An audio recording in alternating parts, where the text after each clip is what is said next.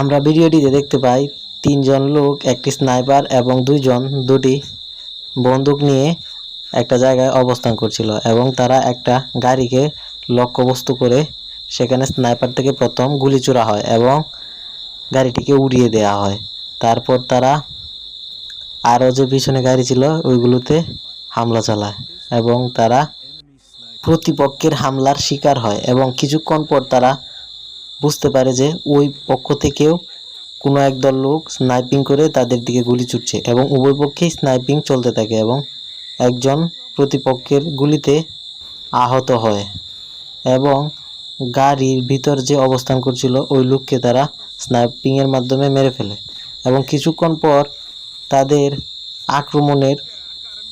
headquarter থেকে নির্দেশনা দেওয়া হয় তাদের উপর হামলা করার এবং একদল লোক ড্রোনের সাহায্যে তাদের অবস্থান শনাক্ত করে তাদের উপর হামলা করে এবং